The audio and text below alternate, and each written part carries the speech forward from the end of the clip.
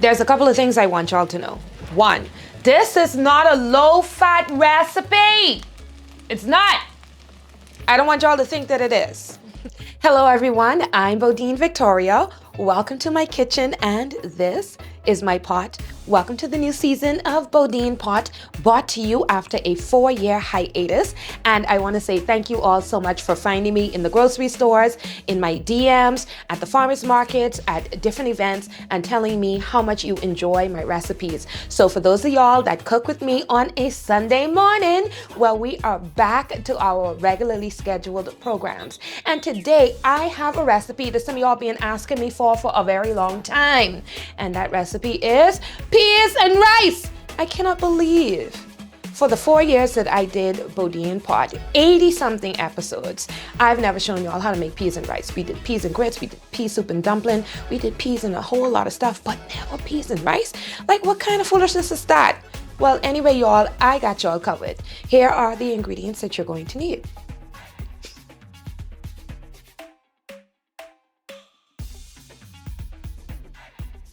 And now that we have all our ingredients mise en place, is that the way you say it? Mise en place?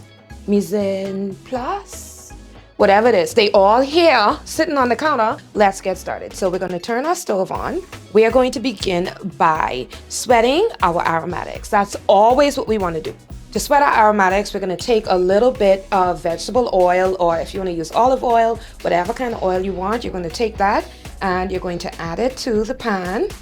I would say, honestly and truly, maybe just 2 tablespoons maximum. And let me tell you why. It's because we have quite a few pieces of meat we're going to be adding to our pot today. So a bit earlier, I mentioned that we have some salt pork, we have ham, and we have our salt beef, all right? So this is gonna be a very, very meat heavy pot. I wanna say it's actually a 1-pot meal. And it's because you have all of these elements in here. We're gonna start by adding our salt pork to the pan. The reason why is because we need this fat to render, okay? And there we go. And so what we're gonna do is we're gonna give this the opportunity to render. And if you look, because this is fat, if you look, you're gonna see that the oil is already starting to develop. So you see that? Take our celery. See how nice that looks? Like that. Drop our onions in here.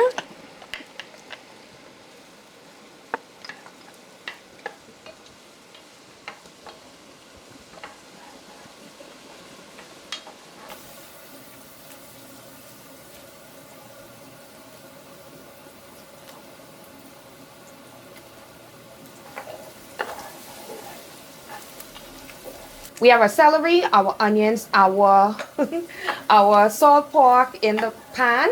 And what we're going to do is we're going to let these sweat until they get dark brown. I'm also going to add our garlic to the pan as well. I know it's a lot of garlic. I just want it to be garlicky.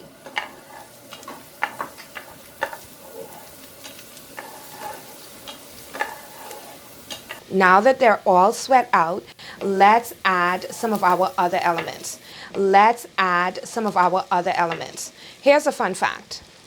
I cook my salt beef in batches. The reason why I cook my salt beef in batches is because salt beef takes so long to cook. And if you're gonna be using canned peas the way that I'm gonna be using canned peas, you don't got all day for all of that, right? Oh, but before I get to the salt beef, because it's already cooked, let's get some of our tomato paste in here.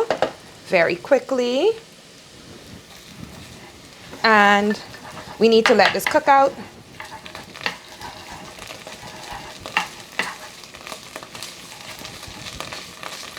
Now, let me just let y'all know.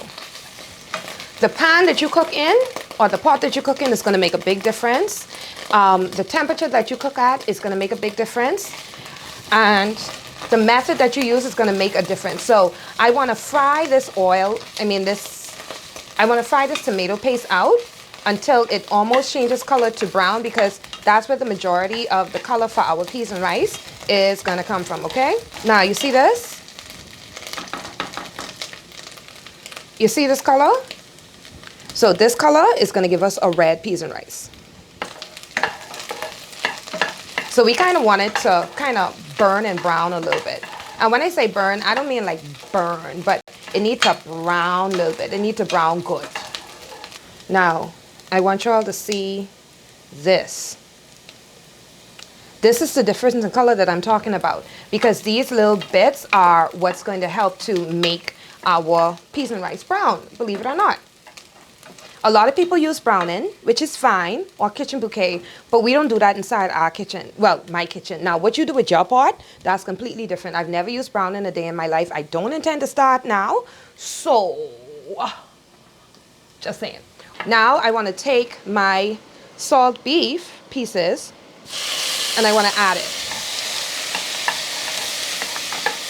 I also want to take my ham, and I'm going to add it.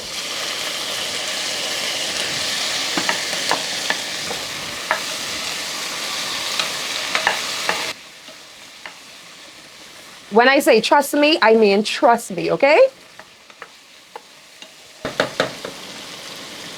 I'm gonna take about a cup of tomatoes, drop it in there. What's happening right now is the majority of our color is already in here. So I actually wanna make sure that we cook down this bit of deliciousness, right? Look at it. Mm-hmm.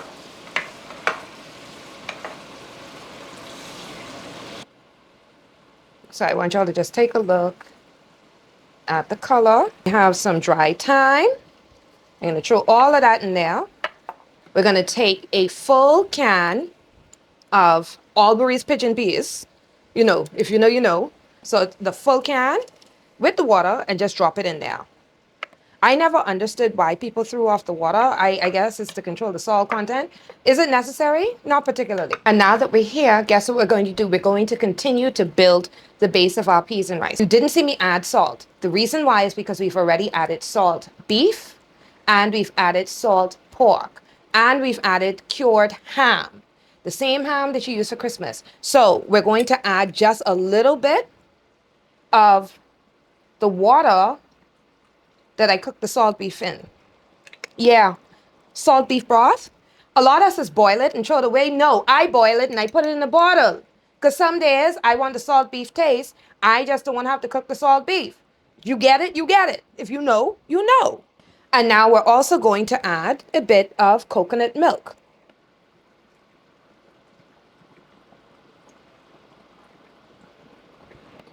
And it's at this point we can add our bay leaf. So throw them in there. Look at this. Look at it. Yeah, we cooking with gas, y'all. We cooking with gas. Now that our rice has been rinsed, let's add our 2 cups of rice to the pot. And I know at first you'd be like, Bodine, is 2 cups of rice enough for this? Yes, 2 cups of rice is enough for this pot.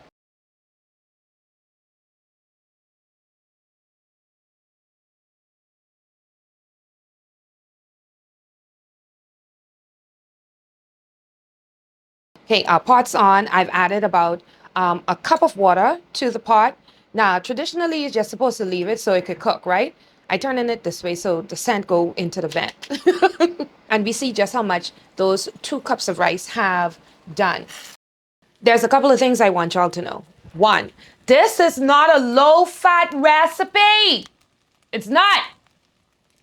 I don't want y'all to think that it is. Now, the crackling you hearing is because there's a lot of fat in this recipe. It's fatty. I ain't gonna lie to you. So you have the fat from the 2 tablespoons of oil, then you have the salt pork, then you have the fat from the ham, then you have the fat from the salt beef, right? Then we go on and we put coconut milk in there, and coconut milk within itself is fat. Okay, so there's no need for you to add additional oil to this, and it's not going to fall like a traditional rice falls because of the fat and the moisture content. All right, this ain't gonna be no 1-1 rice. This could be little rice pilau, little friendly. And this, my dear friends, is my loaded peas and rice. Now, it's half loaded. There is salt pork, salt beef, and ham here in this peas and rice, which makes it really and truly a full meal. You got carbohydrates and you got protein, so you could eat it by yourself. I personally would love, love, love a little coleslaw on the side and a dry piece of meat. Now, let me tell you why a dry piece of meat, because this don't need no gravy. It don't need no gravy. Hold on. Let's take the bay leaf. I know some of y'all ain't into that, but I see why some of y'all wouldn't be into that. Ah! Oh, hot. I would serve this with a Bahamian lettuce and tomatoes. Lettuce and tomatoes. And even though I don't eat Thousand Island, I know plenty of y'all love yourself a Thousand Island. So put the lettuce and tomato and then the Thousand Island on the side. Then I'd have a dry fried fish. Or a pan-fried pork chop, even though you don't need no more pork. Or a crispy piece of chicken because you want that texture. I mean, if you could do it. Or a grilled chicken breast. Or a fish fry dry. Like, oh, I know I say this every time I cook, but this is a very good peas and rice. And I'm hoping that you make this recipe your own because it is for you to adapt to whatever it is that you need it to be. I want to say thank you so much for joining me here on Bodine Pot. And coming up, we have new episodes which are sponsored by Caribbean Wines and Spirits and Angostura Bitters. So we want you to stay tuned every week for that. Thank you so much for joining me. And don't forget, don't let any and everybody dig up in your pot. I just want to taste it. I ain't gonna lie, I just want to taste it. Mm-hmm.